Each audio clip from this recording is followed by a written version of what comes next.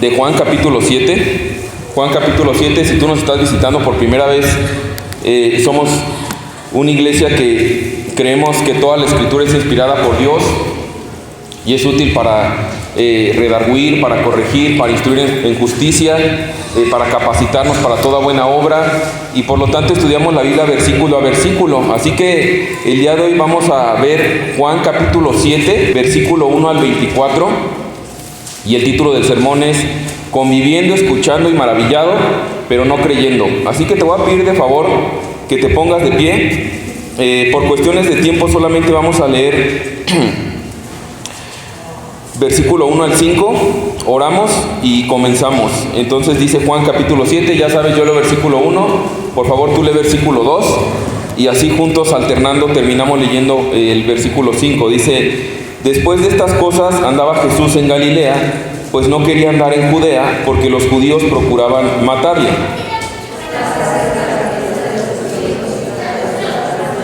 Y le dijeron sus hermanos: sal de aquí y vete a Judea, para que también tus discípulos vean las obras que haces.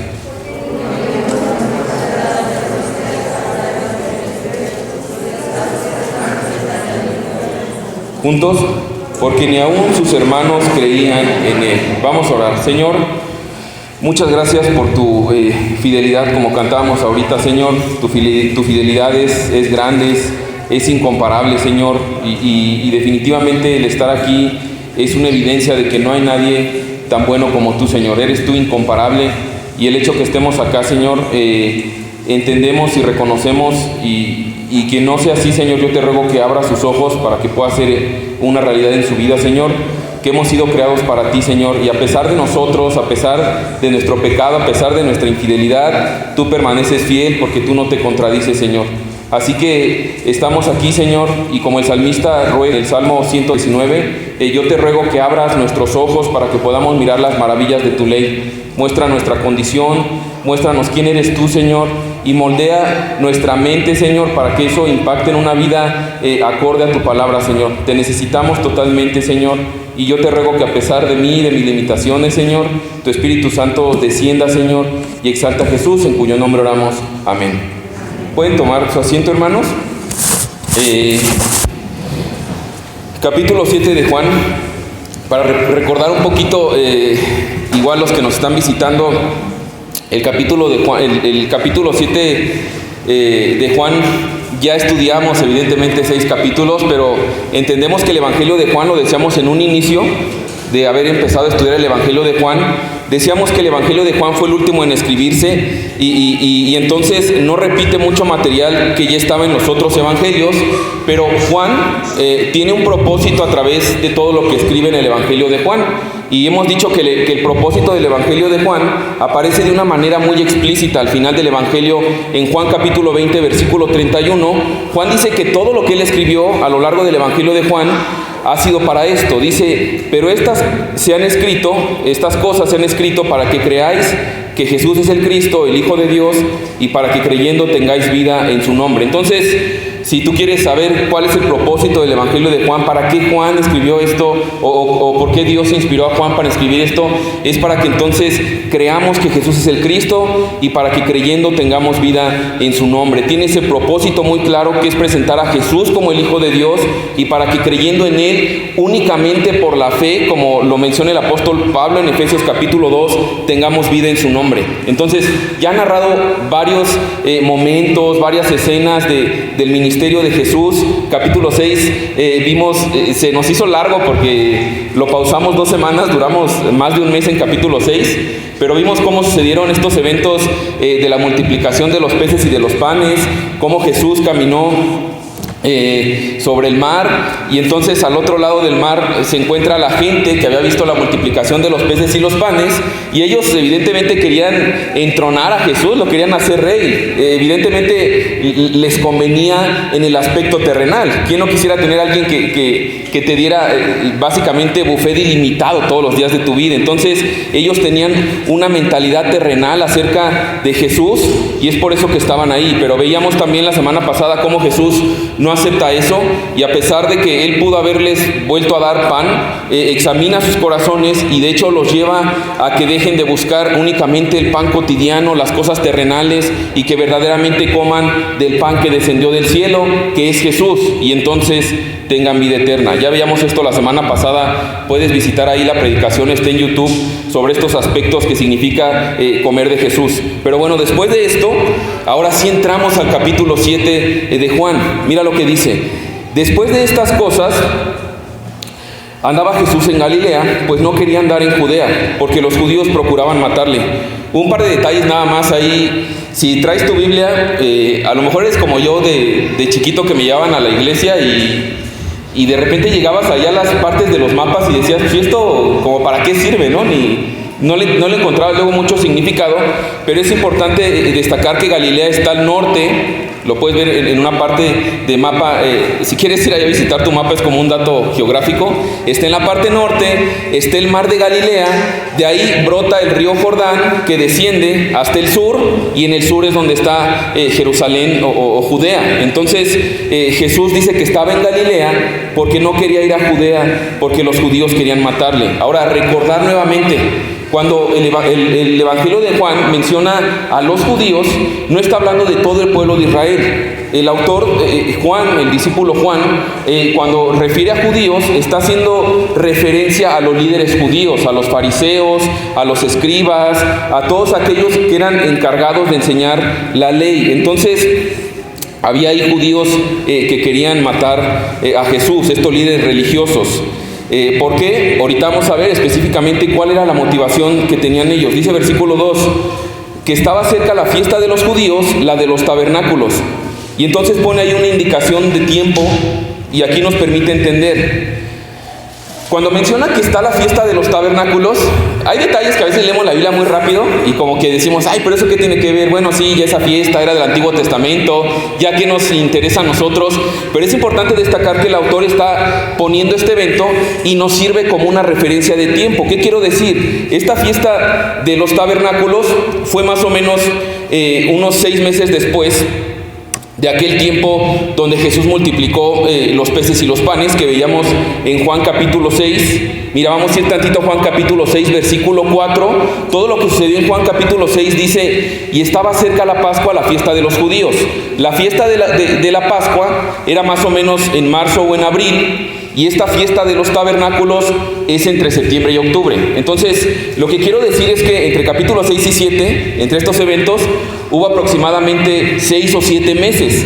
Porque lo leemos muy rápido y pareciera que fue inmediatamente o al otro día, pero hay 6 o 7 meses. Ahora, ¿y eso qué? ¿No? Tú puedes preguntar, bueno, ¿y eso pues qué tiene? A mí me da igual cuánto tiempo haya pasado entre evento y evento. Bueno, hay un aspecto muy importante que debemos destacar aquí de la persona de Jesús, del ministerio de Jesús.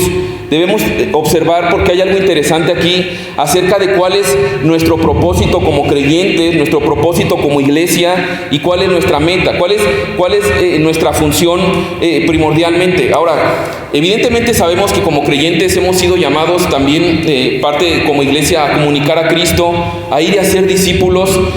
Pero piensa en esto, capítulo 6, Jesús hizo un evento masivo. Estuvo alrededor de 20,000 personas, eran 5,000 hombres sin contar mujeres y niños. Hubo un evento masivo, duró aproximadamente 2 días, porque al otro día todavía esa gente lo buscó. Pero ahora está pasando 6 meses que únicamente estuvo con sus 12 discípulos. ¿Qué quiero decir con esto?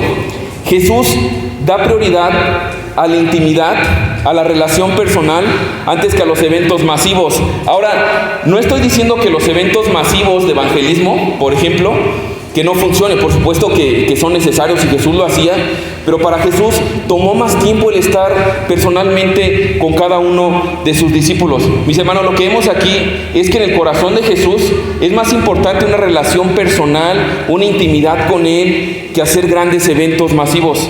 Y de hecho, si somos honestos, no sé cuál haya sido tu caso, cómo Cristo te alcanzó, pero muchos de nosotros podríamos decir que fue a través de una convivencia personal con alguien. que fue alguien que se acercó, que te dijo, mira, ¿sabes qué? Hay esperanza para ti, hay un Salvador, lo que tú estás atravesando tiene una respuesta, tiene una solución.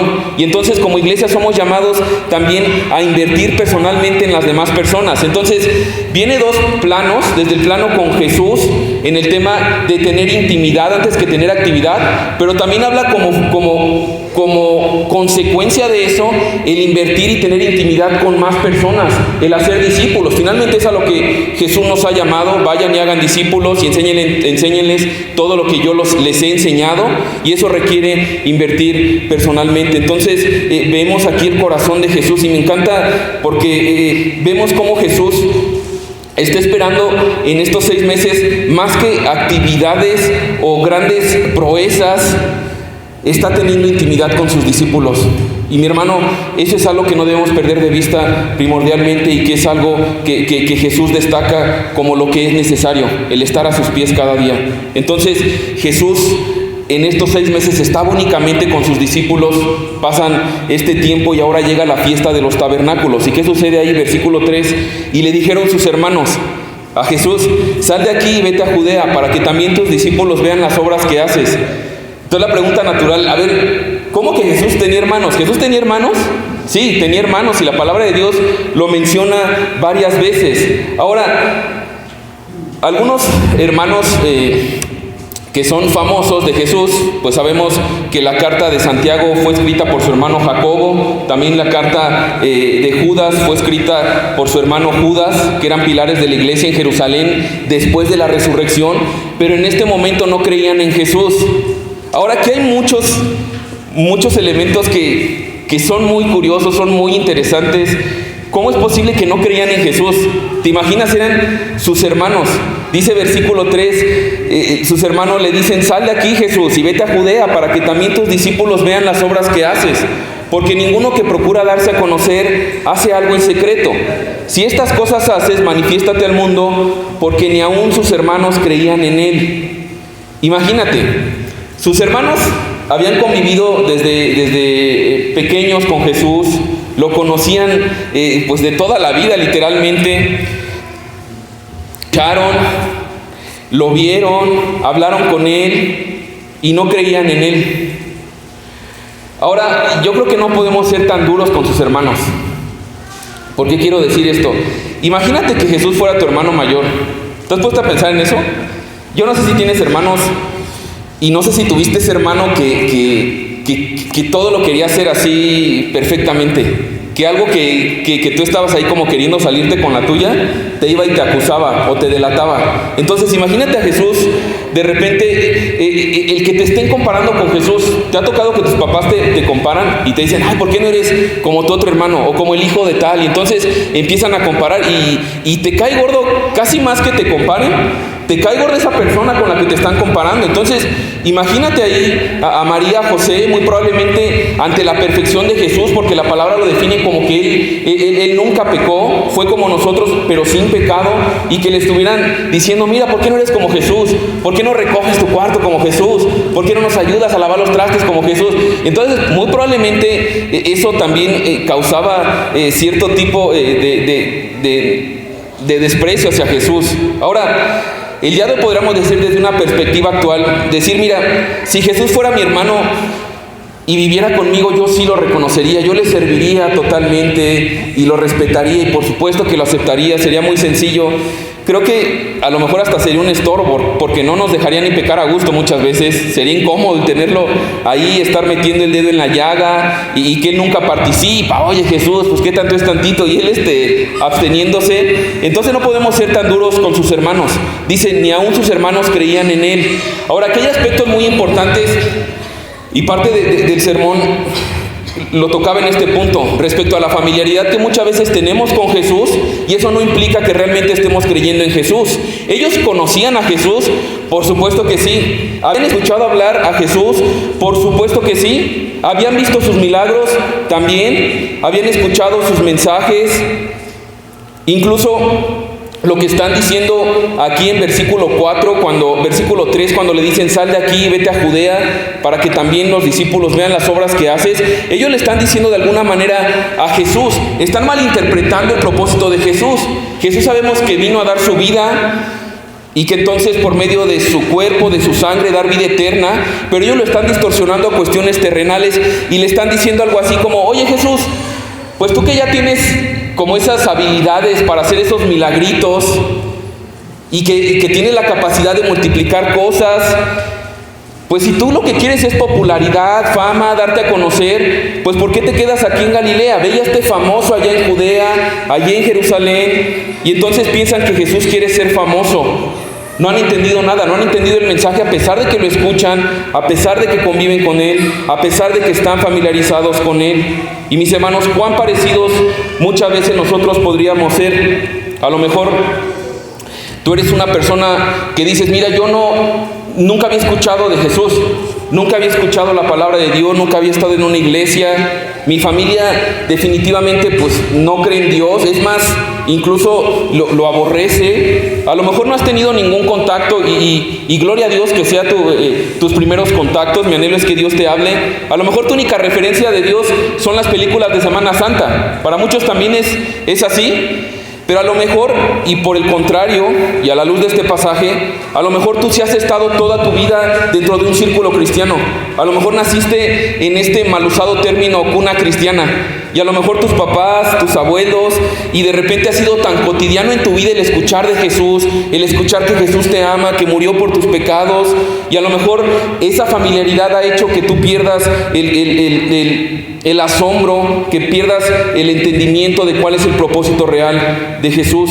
Es muy común escuchar, y a lo mejor es tu caso, el decir, mira, pues sí, yo desde chiquita me han hablado siempre de Cristo, pero mis hermanos, también es un peligro estar tan familiarizado con Jesús que nos olvidamos quién es Jesús.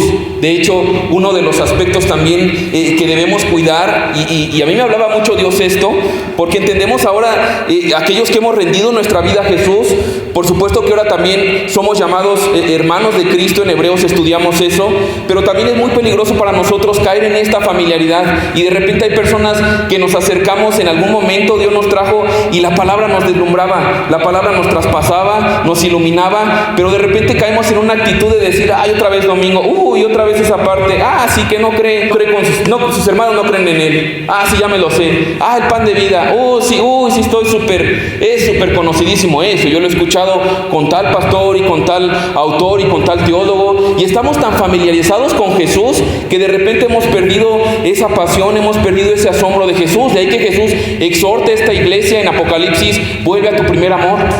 De repente caemos en esta familiaridad que nos hace ver como cualquier cosa, el entender que el Rey del universo se despojó de su gloria para venir y entregarse por personas como tú y como yo que no lo merecemos.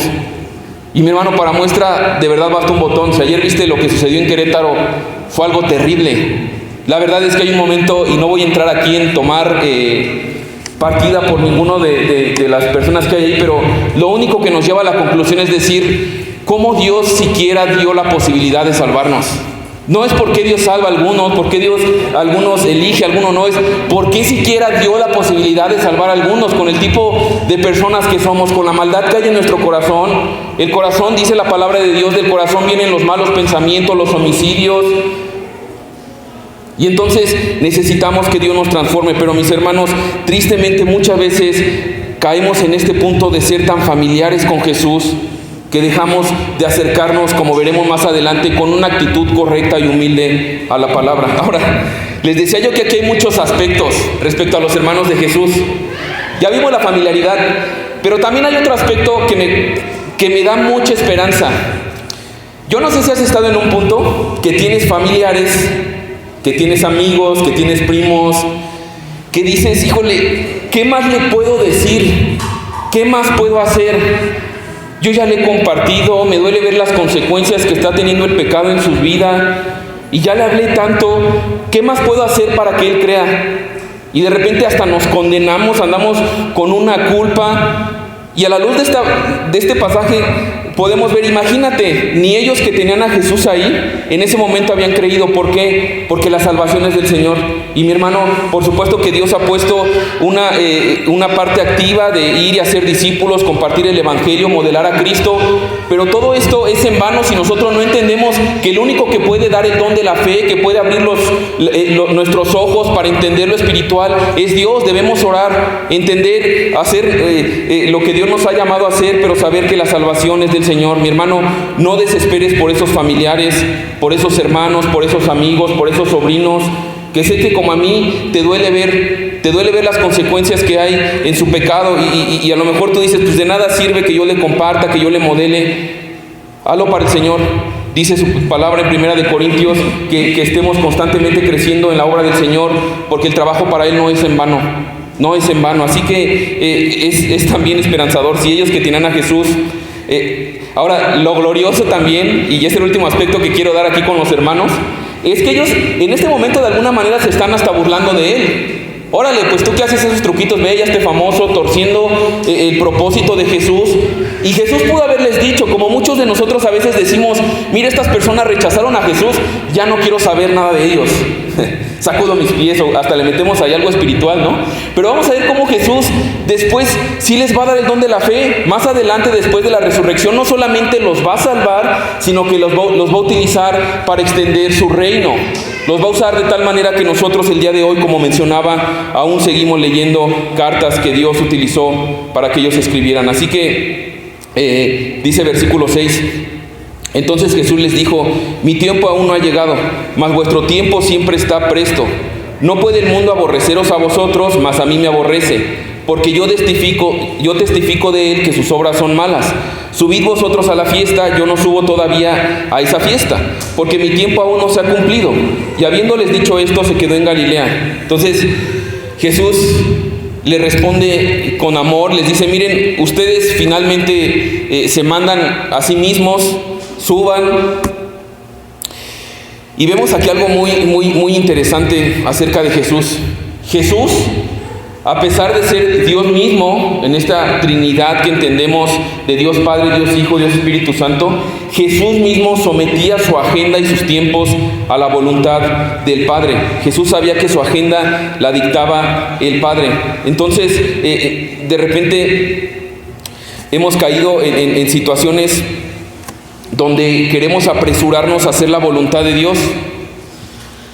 Ahora, si somos honestos, la voluntad de Dios sí era que Jesús muriera, sí era que fuera crucificado. O sea, como, oye, ¿cómo que tu tiempo no ha llegado? Pues últimamente a eso habías venido, a dar tu vida en rescate por muchos, a ser levantado en el madero. Sí, mis hermanos, pero en la vida de Jesús, así como en la nuestra, puse esto yo en pantalla, el tiempo de Dios es tan importante como lo es su voluntad. Jesús estaba completamente sometido a la voluntad del Padre.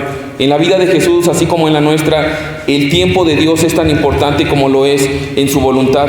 Muchos tropiezan o se atoran porque sienten y tienen un anhelo de querer hacer la voluntad de Dios, pero se adelantan a su tiempo.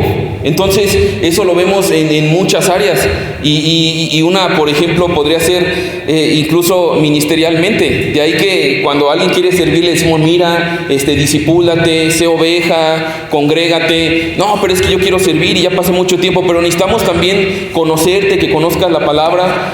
Mis hermanos, hay cosas buenas que cuando son fuera del tiempo adecuado son una tragedia. Por poner un ejemplo, ¿qué sucedería si viene una persona? Imagina que tienes una hija, tu hija de 30 años, caminando con el Señor, sirviendo, se casó con un esposo creyente, evidentemente tienen batallas, pero por gloria de Dios van caminando. Ella terminó de estudiar, son económicamente independientes, tienen valor, o sea, creo que ni existe eso, ¿no? Pero imaginemos que es así. Y entonces viene y te dice, tú eres su papá, y te dice, ¿qué crees? Que estamos embarazados, estamos esperando un niño. Eso es una alegría total. Tú brincas de alegría, como cuando a mi suegra le dimos la noticia, te desplomas en el piso, lloras. O sea, porque es una alegría, es un gozo. esa noticia en el momento adecuado es algo glorioso.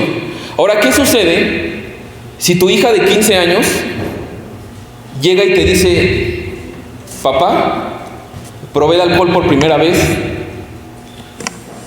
un chico abusó de mí y estoy embarazada? Digo, no quiero ni imaginarme eso, ¿verdad? Pero es algo que honestamente sucede. Ahora, el punto de lo que estamos diciendo es: un mismo evento fuera del tiempo adecuado, fuera del tiempo de Dios, también puede terminar en una tragedia. Y mis hermanos, debemos entender eso. Y gloria a Dios que Dios nos mueve y por medio de su palabra nos llama a hacer su voluntad, pero debemos también pedirle y aprender a descansar en sus tiempos. Y Jesús, a pesar de que sí era el propósito, iba a ser crucificado, a pesar de que Él era Dios mismo, Él decide someter su voluntad a los tiempos del Padre. Ahora aparece otro grupo de personas aquí. Dice versículo 10: pero después que sus hermanos habían subido, ya se adelantaron, ellos sí se fueron a la fiesta de los tabernáculos. Dice: entonces Jesús también subió a la fiesta, no abiertamente, sino como en secreto. Entonces ya evidentemente el Padre le dicta a Jesús: y es hora de que subas a la fiesta de los tabernáculos. Era una fiesta importante que la vamos a ver más a detalle la próxima semana, pero era una fiesta que celebraba el tiempo que Dios había sostenido al pueblo en el desierto. De una manera muy concreta y general, sabemos que el pueblo de Israel estuvo durante 40 años en el desierto. Y acuérdate que a diferencia de nuestra época, hoy es muy fácil recordar las cosas, los eventos, porque hay periódicos, hay redes sociales, información digital, y entonces muchos eventos que pasaron en el pasado, nosotros tenemos fácil acceso a eso. Pero en ese momento no había nada de eso, y Dios ordena al pueblo y le dice: cada año tendrán una fiesta que va a durar una semana y no van a dormir en sus casas. Van a salir y van a poner, van a construir tiendas enramadas, y entonces van a dormir esa semana en las enramadas, para recordar que yo los sostuve en el desierto, porque sabemos que en el desierto iban literalmente acampando. Entonces el propósito era recordar que su fidelidad, lo que cantábamos ahorita. Entonces lo que está sucediendo ahí es que incluso en esta fiesta de los tabernáculos ponían antorchas gigantes en el templo y recordaban cómo Dios en el desierto ponía esta columna de fuego que los acompañaba en la noche. Y entonces, ¿qué era lo que estaba pasando aquí? Que por medio de recordar eso, los padres transmitían la fidelidad de Dios a sus hijos. Imagínate a los hijos, ¿no? Así de: oye, ¿qué onda? ¿Y mi cama? No, pues ahora no vas a dormir en tu cama, ahora vamos a dormirnos. Yo creo que en algún aspecto era padre, ¿no? Pues a los niños también les gustan las aventuras y algo así, pero era un punto importante para entonces tú explicarle quién era Dios, lo que Dios había hecho, cómo a pesar de que ellos murmuraron, se quejaron, se desanimaron, cómo ellos podían exaltar y decir: mira, el Dios, ese Dios de nuestros padres, que ciertamente es fuego consumidor, también tuvo un montón de gracia, un montón de misericordia, y fue fiel a pesar de nosotros durante 40 años en el desierto. Y por medio de esos eventos es que Dios transmitía de generación en generación su fidelidad. Ahora, algunos comentaristas destacaban de esta parte la importancia que tenemos como adultos o como papás con nuestros hijos, la importancia de compartir aún cada uno de los eventos de la palabra de Dios, compartir el evangelio. Al final del día son cosas que ya pasaron, pero que repercuten en nuestro presente, y es uno de los aspectos que vemos en Deuteronomio también, por ejemplo, cómo Dios instruye constantemente a los papás para que sean ellos los que instruyan a sus hijos. Y ahora parte de eso, parte de lo que se pretende también hacer con los niños aquí, y oramos y platicamos con los líderes de los niños, es que precisamente, y mi hermano, yo de verdad te lo digo, soy la primera persona que necesito mucho crecer, y te pido que ores por mí como papá, porque somos dados a veces a decir: bueno, pues que en la iglesia me los eduquen, ¿no? Que las cosas espirituales ahí los mando en la iglesia, y dejamos a un lado esa responsabilidad. Pero a la luz de la palabra de Dios, como padres, es nuestra primera responsabilidad, evidentemente nuestra familia, nuestra esposa, y en este caso también nuestros hijos. Entonces estaban en este momento de la fiesta de los tabernáculos, hacían este evento para recordar y que los hijos pudieran recibir esta enseñanza, no de parte de los líderes religiosos en ese momento, era una enseñanza que pasaba de papá a hijo. Entonces ya están en esa fiesta importante. Dice que sube ahí Jesús, versículo 10, no abiertamente, sino como en secreto. No da detalles, pero pues el caso es que no lo podías identificar. Ya hay como tú quieras imaginarte si iba disfrazado o algo así, pero estaba moviéndose de una manera que era difícil de ser identificado. Ahora están otra vez estos líderes religiosos, versículo 11, y le buscaban los judíos en la fiesta y decían, ¿dónde está aquel? Es decir, lo buscan, preguntan y dicen, oigan, pues ya empezó la fiesta, pero no vemos a Jesús. Ahora, vamos a ver por qué lo están buscando aquí. No lo están buscando como cuando buscas a alguien que admiras y que ya quieres verlo y apreciarlo y ahí tener algo de identificación con él, sino más bien están buscando para terminar con él. Veíamos ya semanas pasadas cómo Jesús sanó a un enfermo, a un paralítico, y se arma entonces todo un alboroto, y es por esa sanidad que Jesús tuvo que lo están buscando. Versículo 12, y había gran murmullo cerca de él entre la multitud, pues unos decían, es bueno, pero otros decían, no, sino que engaña al pueblo. Pero ninguno hablaba abiertamente de él por miedo a los judíos. Entonces, aquí deja a un lado a los judíos, aparece una multitud que tienen un punto de vista de Jesús, y ahí estamos muchos de nosotros. Y yo sé que tú tienes un punto de vista de Jesús. Independientemente si crees o no en Jesús, tú tienes un punto de vista de Jesús, tú tienes una opinión acerca de Jesús. Ahora, esta gente tal vez había oído hablar de él, de lo que había hecho días anteriores, meses anteriores, y entonces llegaban a la conclusión de decir, pues es un hombre bueno. Algunos decían, no, es un hombre que está engañando al pueblo y está dividiendo opiniones. Y así es Jesús, él divide opiniones. Tú no puedes quedar en un punto neutral. O estás o no estás. Ahora, lo que está pasando aquí, y esto me confrontaba, es que tristemente muchas veces nosotros creemos que podemos juzgar a Jesús, que podemos determinar si Él es bueno o si Él es malo. Pero cuando nosotros hacemos eso, realmente es Él el que nos está juzgando. Por medio de la opinión que nosotros tenemos de Él, es que Él juzga realmente si creemos en Él. ¿Qué quiero decir con esto? Me acordaba, en algún momento tuve la oportunidad de ir a una boda con un pastor que se llama Chuy, que canta muy bien, Chuy Bustamante. Y de repente, en la boda llevaron una tipo como Sonora Dinamita a la hora del baile, ¿no? Y entonces empezó a sonar, y para mí fue algo como, ¿qué onda? Suena padrísimo, suena increíble. Pues yo no tengo el oído refinado, yo no sé de música. No distingo esas tonalidades ni cuestiones. Y Chuy, me acuerdo que estaba al lado nuestro y él no dejaba de torcer su cara, le hacía así. Y le digo, ¿qué pasó, Chuy? ¿A poco no está padre? Y me decía, no te pases, brother, están súper desafinados y estos instrumentos y la voz. Dice, es algo que realmente es muy molesto. Entonces, cuando tú escuchas música, como en ese caso, la música me estaba juzgando a mí. ¿Qué estaba juzgando? Pues que yo no sé nada de música. Cuando nosotros nos acercamos de esa manera, cuando tenemos, no es que yo me pueda atrever a juzgar la música, es que la música me estaba juzgando a mí. Bueno, ocurre de alguna manera lo mismo acá. Ellos quieren juzgar a Jesús. Jesús es bueno, no, es más bien un engañador, pero en realidad Jesús los está juzgando a través de lo que ellos opinan de Él. ¿Qué quiero decir, mi hermano? Jesús no es indiferente al punto de vista que tú tienes de Él. Jesús no es indiferente al punto de vista que tú tienes de Él. Cuando tú no crees, tú no reconoces a Jesús como Señor y Dios, como Rey de todas las cosas, entonces evidentemente lo estás rechazando. C.S. Lewis, un escritor muy conocido por esta serie de libros de las Crónicas de Narnia, plantea lo que le llaman el trilema de Lewis, que él plantea que ante Jesús tenemos que tomar una de esas tres opciones. Entonces, quiere decir primeramente que la primera opción es que Jesús es Dios y entonces, por lo tanto, Él es Señor y Rey sobre todas las cosas. La segunda opción es que Jesús creía que era Dios, pero no sabía que Él no era Dios. Se estaba engañando, pero Él creía que lo era. Y por lo tanto sería algo que dice, está loca esa persona, ¿cómo se puede decir que es Dios y no es Dios?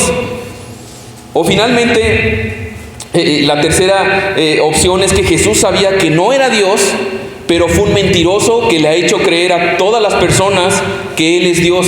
Entonces solo hay tres opciones: o es un loco, o es un mentiroso, o Él es el Señor. Pero, mis hermanos, un punto de vista de decir, Jesús es un hombre bueno, es un gran maestro de la moral, fue un hombre brillante, eso inmediatamente Jesús nos está juzgando y dice, tú me estás rechazando. C.S. Lewis lo dice de esta manera, voy a leerlo, era mucho texto para ponerlo ahí. Él decía esto, escucha mi hermano: estoy tratando de evitar que alguien diga la tontería que la gente suele decir sobre Jesús. ¿Qué suele decir la gente sobre Jesús? Estoy dispuesto a aceptar a Jesús como un gran maestro moral, pero no acepto su afirmación de ser Dios. Esa es la única cosa que no podemos decir. Escucha esto: un hombre que era simplemente un hombre, pero dijo el tipo de cosas que Jesús dijo, no sería un gran maestro de moral, sería un lunático, al mismo nivel que el hombre que dice que es un huevo escalfado, o si no, sería el diablo del infierno. Debes hacer tu elección: o este hombre era y es el Hijo de Dios, o bien un loco o algo peor. Y Luis agrega y termina diciendo esto sí está ahí: tú puedes tomar a Jesús por tonto, puedes escupirle y matarlo como a un demonio, o puedes caer a sus pies y llamarlo Señor y Dios, pero no propongamos ninguna tontería condescendiente acerca de que Él es un gran maestro. Él no nos dejó abierta esa posibilidad, ni tenía la intención de hacerlo. Entonces, ellos habían escuchado de Jesús, están creyendo que pueden juzgar a Jesús, pero están igual de desubicados que los religiosos. Ahora, daba ahí un aspecto al final del versículo 13, que dice, por miedo a los judíos. Mis hermanos, hay algo, por supuesto, a lo mejor estás en ese punto que dices, bueno, he estudiado la palabra, es evidente que Jesús es Dios, que Él es Rey, que mi vida le pertenece, que debo rendirme a Él, arrepentirme, abandonar mi manera de vivir y abrazarlo con todo mi ser, con todas mis fuerzas, mi corazón, mi mente, pero tengo miedo. Tú no conoces a mi familia, tú no conoces a los trabajadores que tengo, no conoces el entorno en el que vivo. Bueno, mis hermanos, ellos estaban también siendo frenados por miedo. Pero mira lo que sucede, y me encanta de nuestro Señor Jesús, porque Jesús no se queda con tu miedo y no te dice, bueno, entonces si has tenido miedo, ya sácate de aquí. Vamos a ver cómo Él es un Dios clemente, Él es un Dios compasivo y que constantemente extiende misericordia a nosotros. Dice versículo 14, ya después de que estaba en secreto, dice que ahora se revela ahí en el templo Jesús. Dice, mas a la mitad de la fiesta subió Jesús al templo y enseñaba, y se maravillaban los judíos diciendo, ¿cómo sabe este letra sin haber estudiado? Entonces lo escuchan, se maravillan. Es importante aquí esta palabra maravillar, porque no habla necesariamente de algo maravilloso que Él estaba diciendo, sino que se asombraban, apreciaban la manera. Imagínate, ¿cómo no hacerlo? Es Jesús, está hablando frente a ellos.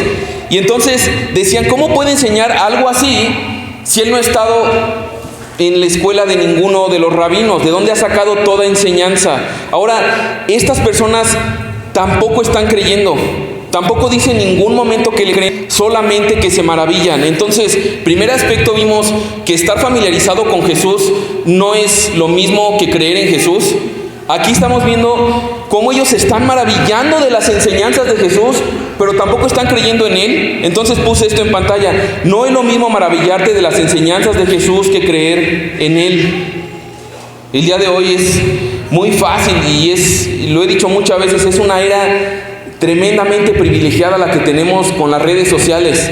Tristemente, tanto para lo malo, pero también para lo bueno, tenemos acceso a un montón de grandes predicadores que simplemente dar un clic, son teólogos que de verdad te enchina la piel hasta la manera como culminan los párrafos que van diciendo, lo terminan con frases que casi quieres poner en tu casa porque son contundentes, te muestran quién es Jesús, te asombras, se te enchina la piel, te maravillas.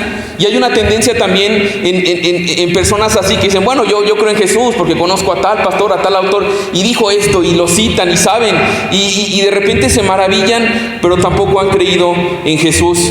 Mira lo que dice versículo 16.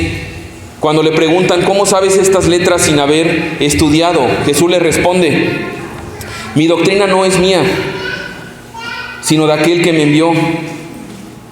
Ahora Él les está diciendo, de una manera tan sabia, les está diciendo, todo lo que yo les he dicho es algo que Dios dijo. Y ustedes lo pueden saber porque les he estado hablando y apuntando desde el Antiguo Testamento. Si ellos se hubieran acercado con una actitud correcta a escuchar a Jesús, hubieran dado cuenta que Jesús siempre estuvo citando las Escrituras. Por eso dice algo aquí y habla mucho acerca de la actitud con la cual tú y yo nos acercamos a la palabra de Dios. Dice Jesús entonces, mi doctrina no es mía, sino de aquel que me envió.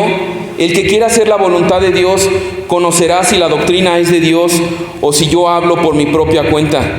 Jesús dice acerca de lo que yo les estoy enseñando, no se trata de un conocimiento para que ustedes lo entiendan, no se trata de lo brillante que nos es, sino que se trata de la actitud.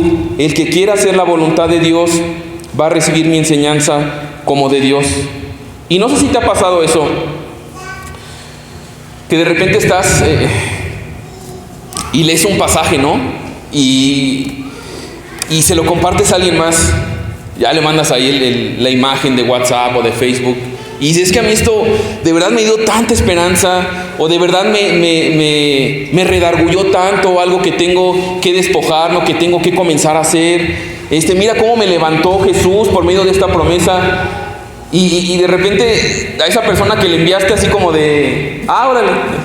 O sucede lo mismo aquí en la iglesia, que dices, oye, Dios me habló, y de repente con la persona que venías fue así como de, o sea, nada. Y de repente a mí me sucedía eso muchas veces cuando Dios comienza a tratar conmigo, a hablarme. Yo decía, wow, pues todas las personas van a ir a la escuela de ministerio como yo, va a estar súper saturado, porque es evidente que Él nos compró para su gloria, que mi vida le pertenece, no quiero saber nada más, solo servirle a Él. Y llegamos a la escuela de ministerio así como a las solicitudes, de aquí está mi esposita, y pues así poquita gente. Yo decía, oye, pero ¿no escuchaste lo que la palabra de Dios dice? Ahí es evidente que tu vida le pertenece, que no hay nada fuera de Él. Y así sucede. Pero mis hermanos, muchas veces lo que Jesús está hablando aquí es que tenemos una actitud incorrecta para acercarnos a la palabra de Dios. Y muchas veces lo que sucede es que más bien, en lugar de acercarnos a la palabra de Dios sin prejuicios, queriendo realmente abrazar lo que la palabra de Dios dice de Jesús mismo y lo que Él nos llama a ser como sus ovejas, más bien nos acercamos a su palabra a buscar lo que nos conviene o lo que no nos conviene. Y entonces por ahí saltan pasajes incómodos. Ay, no, eso mejor me lo salto, ¿no? Y lo salto y lo salto y lo salto hasta que aparezca molde a nosotros, que impulse nuestros sueños, que impulse nuestros anhelos, no algo que nos lleve a renunciar a mí y a vivir para Él. De tal manera que lo que Jesús les está diciendo aquí, porque Él conoce las intenciones del corazón, Él conoce que están ahí de una manera deshonesta, les está hablando y les dice, es la actitud con la que se acercan. Yo ponía esto en pantalla, para que Dios nos hable más que nuestra capacidad. Digo esto porque a veces dices que, pues no, yo leo y ya Dios no me habla, no tengo la capacidad de entender. Dice, para que Dios nos hable más que nuestra capacidad, es importante nuestra actitud con la que nos acercamos a su palabra. La verdad es que si fuera por inteligencia, digo, a lo mejor tú me ves aquí, ni siquiera creo que te asombre, ¿verdad? Pero al menos has de decir, bueno, mire ese cuate, pues cómo se para ahí a hablar una hora, ¿no? Realmente si conocieras mi vida personal, soy súper inútil en un montón de cosas. Un montón de cosas no sé hacer. Si fuera por cuestiones de inteligencia, de capacidad, sería algo injusto, porque muchos saldrían beneficiados y muchos no. Yo sería el primero de los que jamás, por mi inteligencia. Entonces Jesús está hablando aquí no de aptitud, sino no de capacidad, sino de actitud, de ponernos delante de la palabra, delante de Dios y venir y decirle, Señor, yo quiero que tú hagas lo que tú quieras conmigo a través de tu palabra. Algunos dicen, es que Dios no me habla, pero más bien no es que Dios no nos habla, sino que no nos está hablando lo que nosotros queremos. Es que yo quiero que Dios me diga cómo puedo ser millonario en mi negocio. Es que yo quiero que Dios me diga cómo puedo hacer que ya mis hijos me dejen de estar sacando, ya cada vez tengo menos pelo y ya estoy harto. Quiero que Dios arregle mi vida, que sea feliz, que sea literalmente este genio de la lámpara, que cumpla mis deseos, que cumpla mis caprichos. Nos acercamos con una actitud de buscar nuestra conveniencia, en lugar de buscar con humildad, Señor, haz de mi vida lo que tú quieras, moldéame como este alfarero que le da forma al barro. Mi hermano, yo te pregunto, y me preguntaba a mí también, si has pasado por estos momentos que dices, mira, es que Dios ya no me habla, examina, y le pido a Dios que examine nuestros corazones. ¿Con qué actitud te acercas a la palabra de Dios? Primero, creo que debía preguntar, ¿realmente te estás acercando a la palabra de Dios? ¿Es tu prioridad? Como este niño recién nacido que quiere su leche, que menciona Pedro, que realmente la necesita. ¿Con qué actitud te acercas? ¿Te acercas por el deleite de estar con Él? Recuerda cómo Jesús manifiesta aquí la intimidad a través de los 6 meses que en este pasaje estuvo con sus discípulos antes que en la actividad. ¿Es tu prioridad? ¿Tu día a día realmente hay un parteaguas donde dices, mira, de esta hora a esta hora es tan importante estar con Jesús como lo es tan importante el llegar y tomar asistencia en mi trabajo, el cumplir con esas urgencias en mi trabajo? Mis hermanos, lo más urgente que hay en la vida nuestra, por el alma, por el corazón engañoso que tenemos, por la necesidad de un Salvador y de un Rey, lo más urgente y necesario es Jesús. Cada día nos acercando a Él. Te acercas con la actitud de ser tú el que pide que cumpla tus deseos, tus sueños, tus anhelos, o estás acercándote sin prejuicios a dejar que la palabra te moldee, también te dé esperanza evidentemente, pero le estás tomando como el consejo de Dios. ¿Estás buscando por medio de su palabra ser moldeado, o solamente estás esperando palabras mágicas para que te vaya bien y apoye tu voluntad? Dice versículo 17, el que quiera hacer la voluntad de Dios conocerá si la doctrina es de Dios o si yo hablo por mi propia cuenta. Y aclara, el que habla por su propia cuenta, su propia gloria busca, pero el que busca la gloria del que le envió, este es verdadero y no hay en él injusticia. Jesús no estaba buscando, a diferencia de lo que sus hermanos le decían, pues ve, este famoso allá en Judea. Él no buscaba su gloria. El que habla por su propia cuenta, su propia gloria busca, pero el que busca la gloria del que le envió, este es verdadero y no hay en él injusticia. Y esto explica algo que probablemente él sabe que está pasando con estas personas, que ellos están pensando. Mira lo que dice versículo 19. ¿No os dio Moisés la ley y ninguno de vosotros cumple la ley? ¿Por qué procuráis matarme? Respondió la multitud y dijo, demonio tienes, ¿quién procura matarte? Te diga lo que decía si es Luis, o es un loco, o es un endemoniado, y aquí estas personas no resisten a Jesús. Demonio tienes, ¿quién procura matarte? ¿De qué estás hablando, Jesús? ¿Quién te está buscando para matarte? Jesús les respondió y les dijo, una obra hice y todos os maravilláis. Jesús está hablando de la sanidad de este hombre que no había caminado 38 años y que vimos capítulos anteriores. Y dice, ustedes se maravillaron, pero no en un sentido bueno, sino que se sacaron de onda y por eso me quieren matar. Versículo 20, nuevamente, respondió la multitud y dijo, demonio tienes, ¿quién procura matarte? Ahora, esta misma multitud, por eso te decía que maravillarte de las enseñanzas de Jesús no es lo mismo que creer en Jesús. Esta es la misma multitud que versículos antes estaba fascinado con las enseñanzas de Jesús. Estaba maravillado con las enseñanzas de Jesús, y ahora como Jesús no se ajusta a lo que ellos quieren, entonces le dicen, pues demonio tienes. Y Jesús les responde, una obra hice y todos os maravilláis. Por cierto, Moisés os dio la circuncisión, no porque sea de Moisés, sino de los padres, y en el día de reposo circuncidáis al hombre. Si recibe el hombre la circuncisión en el día de reposo, para que la ley de Moisés no sea quebrantada.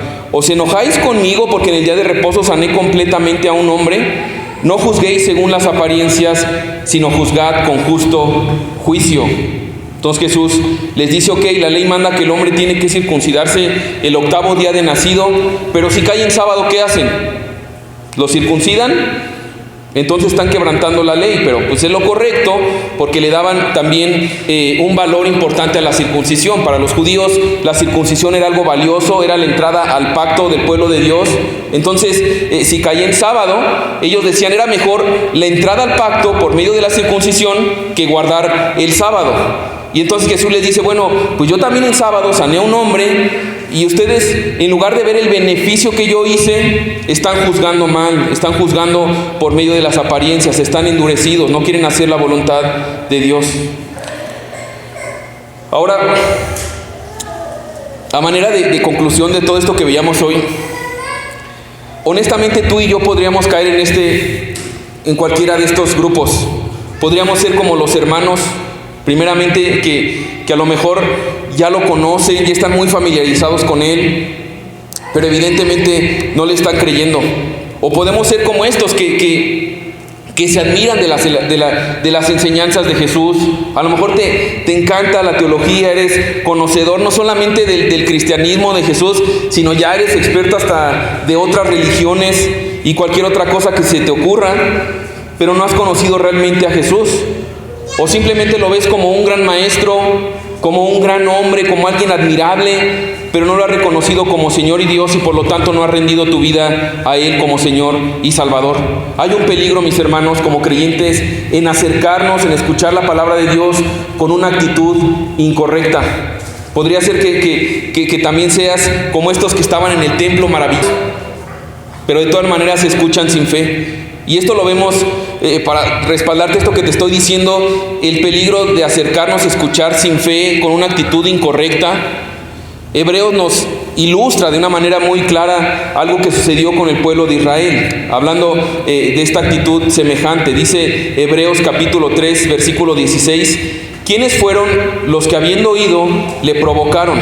¿No fueron todos los que salieron de Egipto por mano de Moisés? Aquí el autor de Hebreos hace referencia al pueblo de Israel que salió de Egipto, pero no entró a la tierra prometida. Llegaron a la puerta de la tierra prometida, si recuerdas, y entonces ven los gigantes, ven cosas que para ellos se sentían rebasados, y entonces más bien querían terminar con Josué, con Caleb, con Moisés, querían regresar a Egipto. No creyeron lo que Dios les había prometido, habiendo oído le provocaron, dice versículo 16. Ahora déjame ponerlo en nuestra realidad. Si tú eres creyente, evidentemente entendemos que Él ya nos salvó, ya nos sacó de Egipto, de esa vida de pecado, apartados de Él, por su pura gracia. Fue una obra milagrosa. Pero la pregunta es, ¿realmente le estás creyendo? ¿Vives creyendo? ¿Vives conforme a su palabra? Fíjate lo que dice después de estos personajes, versículo 17. ¿Y con quiénes estuvo Él disgustado 40 años? ¿No fue con los que pecaron, cuyos cuerpos cayeron en el desierto? Ahora, cuando dice que pecaron, no está hablando aquí de asesinos, de fornicarios. Fíjate a qué pecado se refiere. Versículo 18 y 19. ¿Y a quienes juró que no entrarían en su reposo, sino a aquellos que desobedecieron? Y vemos que no pudieron entrar a causa de incredulidad. Entonces el problema de todo el pueblo cuando salió de Egipto y se queda en el desierto es por incredulidad, porque no le creyeron a Dios, desobedecieron. Ahora, era muy difícil de creer, de obedecer. Dios les había prometido, Dios les había dicho, los sacaré de Egipto, los llevaré a esta tierra que fluye leche y miel, van a tomar esa ciudad que ustedes no edificaron, van a cosechar frutos que ustedes no sembraron, van a habitar casas que no han construido. Pero ¿qué hicieron? No creyeron la palabra de Dios, llegaron a la puerta y se regresaron. Ahora, mis hermanos, hay algo también muy esperanzador aquí, porque podría decir Dios, ¿saben qué? Estoy harto de ustedes, estoy harto del pueblo de Israel. Lo maravilloso es que Dios no lo regresa a Egipto, fíjate ese detalle, no lo saca de ser su pueblo. O sea, Dios pudo haber hecho, pueblo rebelde, regresen a Egipto, sean esclavos, no quiero saber de ustedes, pero no lo hace. En su misericordia, porque es un Padre compasivo, lento para la ira, los guarda. Ahora déjame ponerlo otra vez en nuestra época. Salir de Egipto es salir de esa vida apartada de Dios, es como ser salvo. La tierra prometida es este caminar en el Espíritu, ser dirigidos por Dios, pero a veces no le creemos y seguimos viviendo bajo nuestros propios deseos y nuestras propias voluntades, y entonces Dios nos mete a la perdición o a desierto. Y entonces a veces decimos, pues es que mi vida pareciera un desierto, es totalmente seca. Y Dios de repente nos pregunta, bueno, pues es que no me estás creyendo, no estás morando en mi palabra, no estás viviendo mi palabra. Por eso dice capítulo 4, versículo 1, temamos pues, no sea que permaneciendo aún la promesa de entrar en su reposo, alguno de vosotros parezca no haberlo alcanzado. El escritor de Hebreos dice, bueno, eso pasé hace miles de años, pero el día de hoy podrá suceder lo mismo con nosotros. ¿Te has topado con gente? A lo mejor eres tú, también hay momentos que Dios nos regala, y ves personas que están atravesando situaciones terribles, situaciones financieras, familiares, de salud, y tú los ves felices, tú los ves descansados, y tú dices, ¿cómo le hace esa persona para tener ese gozo? Bueno, está descansando en el Señor, está en el reposo de Dios, cree básicamente que Dios está con él. Ahora, aquí estamos viendo que es peligroso escuchar sin fe. Dice, por lo tanto, temamos nosotros también, se nos dio la buena nueva, no sea que nos regresemos a ese desierto, que Dios nos regrese ahí. No está hablando de que pierda la salvación, pero cuando tenemos ya una actitud incorrecta hacia Dios, hacia su palabra, entonces tristemente acabamos en desiertos. ¿Qué hacemos entonces si estoy en ese punto? Versículo 2. Dice, bueno, sí, honestamente tiene razón, me he alejado, a lo mejor ha sido simple religiosidad, a lo mejor honestamente no he abrazado a Jesús como Rey y Señor, y por lo tanto su palabra no es lo que rige mi vida. Versículo 2 de capítulo 4 de Hebreos, porque también a nosotros se nos ha anunciado la buena nueva como a ellos, pero no les aprovechó el oír la palabra por no ir acompañada de fe en los que la oyeron. No tenían disposición de obedecer, de creer. Recuerda que la fe se manifiesta en la manera que actuamos, acorde a lo que creemos. Y de repente a veces venimos a la iglesia y con ese prejuicio, no venimos tan dispuestos a que Dios nos moldee y nos transforme, sino realmente a ver si es algo bonito, si es algo que nos endulza el oído. Pero la manera como se manifiesta la fe es a través de la obediencia.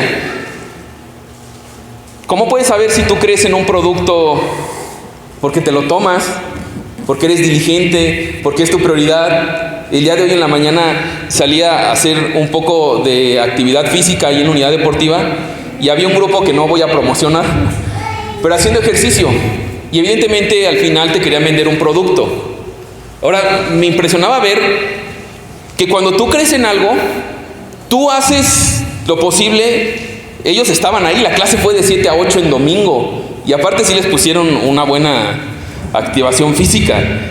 Dije, ellos definitivamente creen en ese producto, creen en ese programa, porque todo lo que ellos hacen, cómo viven, hace evidente que ellos creen. Eso es la fe, el actuar acorde a lo que creemos, el dejar que la palabra de Dios nos amolde y no nosotros querer moldearla a nuestra conveniencia. La fe, mis hermanos, es creer que Él es el Rey, que Jesús es el Rey, que Él es dueño de mi vida y por lo tanto yo soy el que descanso en sus méritos para salvación. El reposo de Dios es descansar en sus méritos para salvación, pero también vivir esta vida para ser más como Jesús. Por lo tanto, dice versículo 11, procuremos pues entrar en aquel reposo, en el reposo de Jesús, de que por medio de su sangre, por medio de su muerte, y es lo que vamos a recordar el día de hoy, nosotros podemos tener una relación, una comunión con Dios de reposo, que no es por nuestras obras que Él nos ama, que nos acepta, sino que entendiendo y de hecho teniendo todos los méritos para que constantemente Él estuviera terminando con nosotros,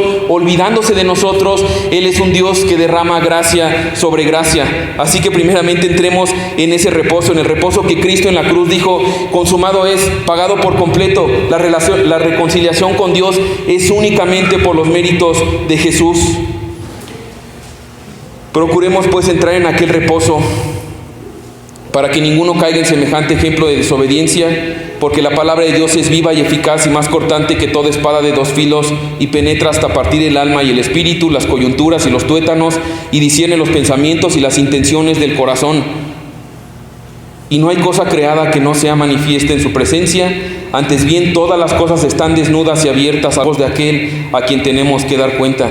Procura entrar en el reposo, pero también procura entrar en ese reposo. ¿Por qué? Porque la palabra es una espada. Ahora, a veces tomamos esta parte de la espada, no sé si te ha pasado, para agarrar espadazos a los demás, ¿no? Y entonces estamos ahí tirando, cortando y atacando, y mira, yo soy hijo de Dios y nadie puede contra mí, condenando a todo el mundo. No es eso de lo que está hablando aquí. En el contexto dice, procura esforzarte, permanecer en la palabra y deja que la palabra te atraviese. Deja que la palabra discierna tus pensamientos, deja que la palabra examine tus pecados, deja que la palabra examine las intenciones de tu corazón, de tal manera que si somos bien honestos, la palabra de Dios nos deja completamente desnudos, nos deja en una posición de decir, ¿y qué voy a hacer delante de un Dios santo? No hay oportunidad para mí. Y entonces por eso intentamos tener apariencias, como dice versículo 24, no juzguéis según las apariencias, sino juzgad con justo juicio. A veces vivimos una relación con Dios por medio de las apariencias, únicamente aprender a comportarnos, aprender cierto lenguaje, pero no estamos dejando que la palabra de Dios nos traspase y nos transforme, porque mis hermanos, no solamente nos traspasa, y esto es lo más glorioso y con esto vamos a terminar, no nos traspasa y nos desnuda para dejarnos huérfanos, para dejarnos desolados, sino que hace eso para ver nuestra condición y para realmente apreciar el tamaño de Salvador que tenemos. Porque mira lo que termina diciendo versículo 14 al 16. Por tanto, teniendo un gran sumo sacerdote que traspasó los cielos, Jesús el Hijo de Dios, retengamos nuestra profesión, porque no tenemos un sumo sacerdote que no pueda compadecerse de nuestras debilidades, sino uno que fue tentado en todo según nuestra semejanza, pero sin pecado. Cuando venimos con una actitud correcta a la palabra de Dios, dejamos que nos traspase, que nos examine, que nos despedace, que corte, que limpie. Y cuando decimos, Señor, es imposible para mí, soy un pecador, como diría Pedro, apártate de mí porque soy un pecador. Entonces Jesús se coloca a un lado nuestro y Él nos dice, yo te entiendo, te comprendo, yo estuve en todo según tu semejanza, pero sin pecado. Por lo tanto, versículo 16, acerquémonos pues confiadamente al trono de la gracia para alcanzar misericordia y hallar gracia para el oportuno socorro. Hallar gracia para el oportuno socorro. Así que, mi amigo, mi hermano, cuando nosotros a la luz de la palabra de Dios dejamos que nos examine, vemos nuestra naturaleza, nuestra ruina espiritual que tenemos ante la justicia de Dios, pero vemos quiénes somos, quién es Dios, y reconocemos que no hay forma que nosotros podamos reconciliarnos con Él, no es nuestra realidad, no son nuestros diezmos, no es el ir a la iglesia, no es hacer buenas obras, sino decimos, Señor, no hay nada fuera de ti, no hay salvación fuera de ti. Entonces Él nos dice, ok, bienvenido, pasa, porque Dios está buscando eso. Él dice que no vino a salvar a los justos, sino a los pecadores. Y entonces, mi hermano, quiero terminar con esto a la luz de lo que veíamos el día de hoy. Vamos a tener Santa Cena, precisamente recordando esta gloriosa salvación únicamente por sus méritos, pero debemos examinar esto.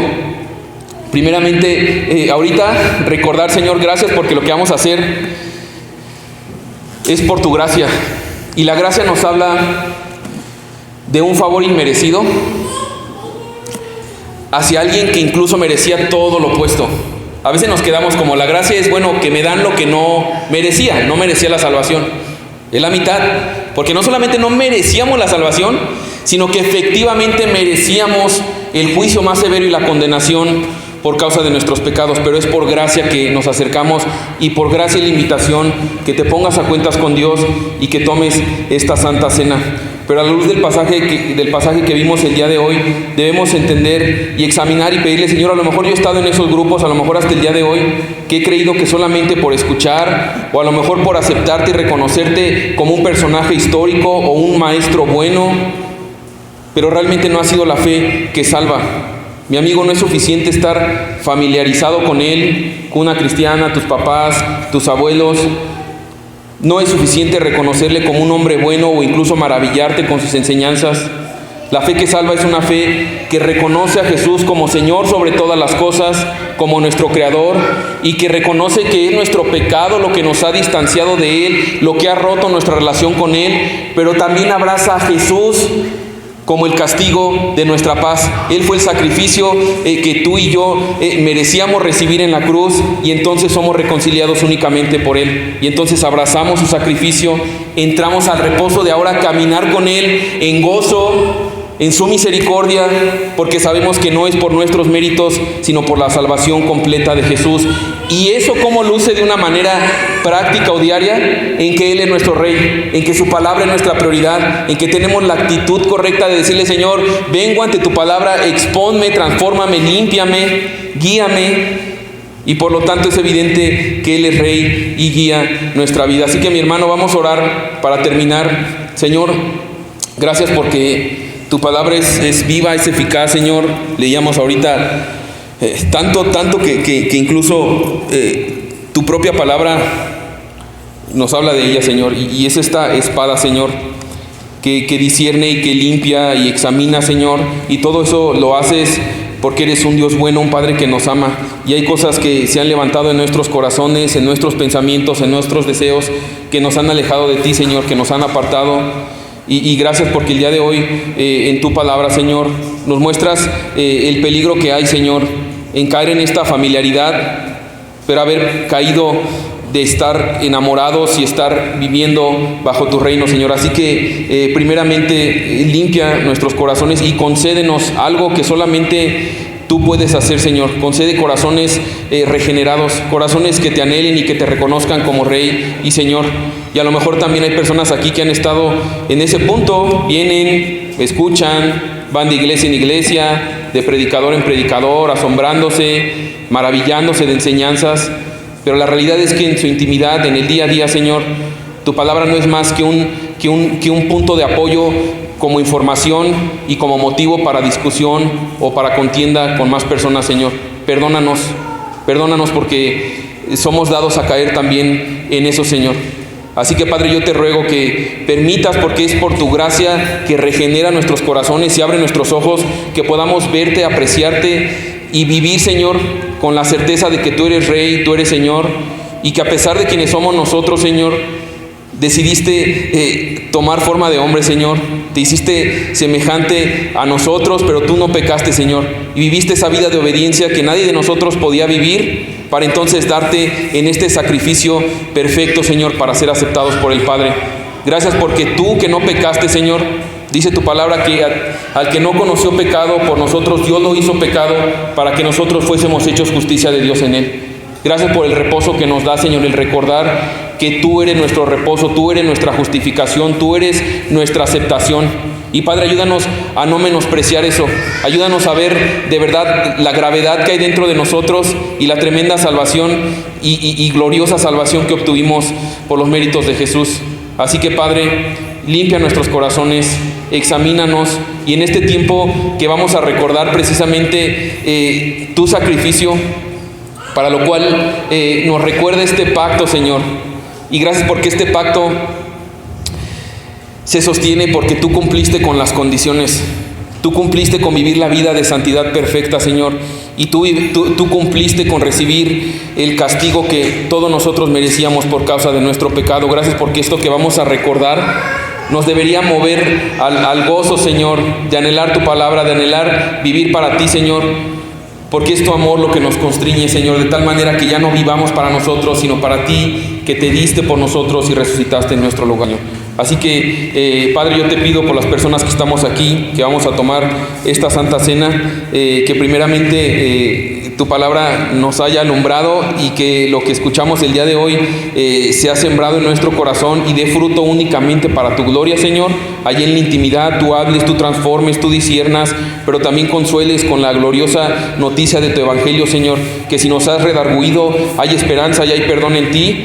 Y Padre, lo que a continuación vamos a celebrar aquí, Señor, como tú lo estableciste con tus discípulos hasta el día que volvamos a estar juntos presencialmente, Señor, sea una causa de gozo, Señor. Así que gracias por este tiempo, en el nombre de Jesús. Amén.